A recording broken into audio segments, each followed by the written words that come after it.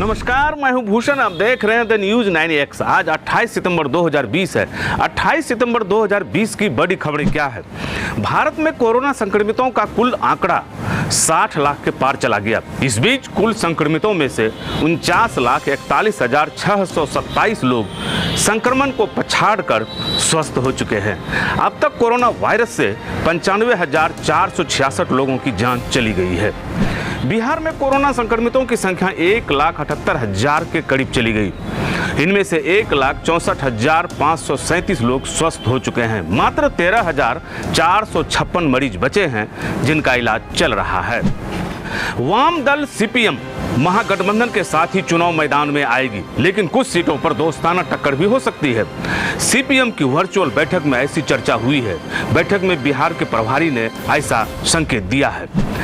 NDA में seat sharing किसी भी समय फाइनल हो सकता है। इसके लिए एनडीए के घटक दलों में हलचल तेज हो गई है। भाजपा के बिहार प्रदेश अध्यक्ष डॉक्टर संजय जायसवाल दिल्ली के लिए रवाना हो गए हैं। सीट शेयरिंग की घोषणा की संभावना 30 सितंबर तक हो सकती है। पूर्व मंत्री उपेंद्र कुशवाहा की पार्टी रालोसपा की परेशानी बढ़ी हुई है।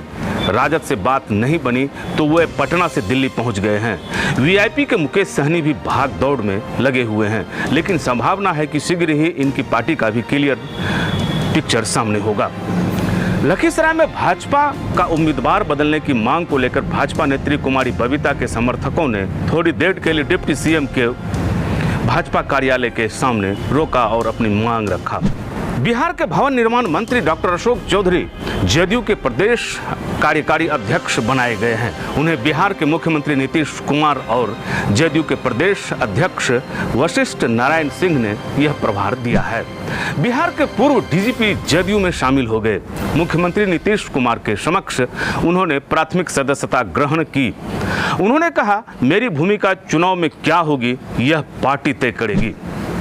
बिहार में चुनाव के पहले ही अर्धसैनिक बलों की 300 कंपनियां तैनात हो जाएंगी।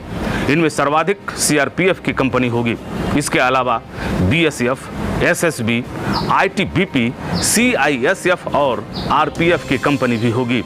चुनाव के पूर्व अर्धसैनिक बल एरिया डोमिनेशन करेंगे।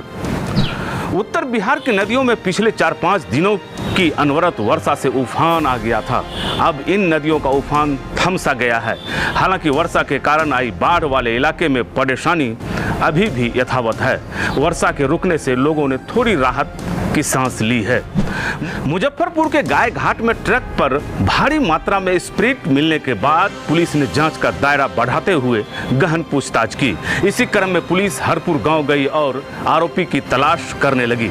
इसी बीच आरोपी के समर्थकों ने पुलिस के ऊपर ही हमला कर दिया।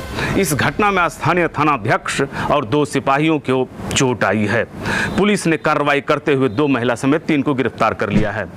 इंडो नेपाल बॉर्डर पर सीतामढ़ी जिले के बैरगनिया बॉर्डर पर एसएसबी 20वीं बटालियन के जवानों ने एक स्कॉर्पियो जब्त किया है। स्कॉर्पियो से बड़ी संख्या में भारतीय व नेपाली नोट मिले हैं। स्कॉर्पियो के चालक समेत 2 को गिरफ्तार कर लिया गया है। बताया गया कि जब्त स्कॉर्पियो से बरामद रुपयों में 7,60,000 भारतीय और 31,12,000 नेपाली करेंसी हैं। जिन लोगों को पकड़ा गया है उनमें एक पूर्वी चंपारण और दूसरा सीतामढ़ी का है। सुपौल के प्रतापगढ़ के 38 साल के रुपेश की हत्या डंडों से पीट कर दी गई। घटना दिल्ली के बुराड़ी इलाके में घटी है। मृतक पिछले 15 वर्षों से वहां बसा हुआ था और सब्जी की दुकान कर रहा था। उसका पूरा परिवार वहां रहता है। हुआ यूं कि रुपेश अपने घर के बगल में एक सैलून में बाल दाढ़ी बनवाने गया। बाल दाढ़ी बनवाने के बाद उसने चार्ज पूछा तो 50 रुपये बताया गया। वह 30 रुपया दे रहा था और 20 रुपये बाद में देने की बात कर रहा था। इसी बीच सैलून वाले ने रुपेश की पिटाई शुरू कर दी। दोनों के बीच में इसके पहले काफी तू-तू मैं भी हुई। सैलून वाले 2 भाई थे। दोनों ने महज 20 रुपये के लिए रुपेश को पीट कर जान ले ली। पुलिस मामले की छानबीन कर रही है। कोसी नदी बिहपुर के हरियो पंचायत के लिए कहर साबित हो रहे हैं। वहां कटान इतनी तेज हो गई है कि नपतोलिया के 40 परिवारों का घर किसी भी समय नदी में समा सकता है। लोग भय के साये में जी रहे हैं। भागलपुर के नाथनगर में प्लूरल्स पार्टी के अध्यक्षा पुष्पम प्रिया चौधरी के विरुद्ध मामला दर्ज कर लिया गया है। दरअसल पुष्पम का होर्डिंग नाथनगर में लगा हुआ था। आचार संहिता के बाद उसे हटाया नहीं गया था। मुजफ्फरपुर में पानापुर मोड़ के पास वाहन चेकिंग में एक कार से 1 किलो गांजा और 2,80,000 रुपये बरामद किए गए हैं। कार पर सवार 3 में से 2 कूदकर भाग निकले। एक को गिरफ्तार कर लिया गया है। गिरफ्तार व्यक्ति मधुबनी के साहर घाट का है। आरा शहर में बाइक सवार हथियारबंद अपराधियों ने जदयू नेता समेत 2 को गोलियों से भून डाला। इस घटना में एक की मौत हो गई, जबकि जदयू नेता गंभीर रूप से जख्मी हो गए हैं। उन्हें पीएमसीएच में भर्ती कराया गया है। इस घटना में मिथुन सिंह की मौत हो गई, उसे 4 गोलियां लगी। पुलिस मामले की गहन छानबीन कर रही है। इधर पूर्णिया के जलालगढ़ ओवरब्रिज के ऊपर पंजाब से आ रही यूसीवी कार ने ट्रक में ठोकर मार दी। इस घटना में एक व्यक्ति की मौत हो गई, अन्य सभी घायल हैं। इधर पूर्णिया के रामबाग MIT कॉलेज के समीप एक युवक पेड़ पर चढ़ गया। चढ़ने के क्रम में वह करंट की चपेट में आ गया, जिससे उसकी मौत हो गई। सीमांचल में लगातार हो रही वर्षा से जनजीवन अस्त व्यस्त हो गया है। इस बीच अररिया व कटिहार में बाढ़ जैसे हालात हैं, साथ ही नदियों में उफान बढ़ा हुआ है। इस स्थिति में अररिया के 100 गांव और कटिहार के 350 गांव प्रभावित बताए जा रहे हैं। गया जिले के रोशनगंज थाना अंतर्गत परसाचुआ और अंबाखार गांव के बीच बने पुल के पास रविवार को नक्सलियों ने केन बम लगा दिया। हालांकि गुप्त सूचना पर CRPF और कोबरा बटालियन के बम निरोधक दस्ता ने बम को डिफ्यूज कर दिया। फलेरिया उन्मूलन हेतु बिहार के 11 जिले में कोविड-19 के दिशा निर्देश के अनुसार फाइलेरिया अथवा हाथी पांव रोग उन्मूलन कार्यक्रम शुरू होगा।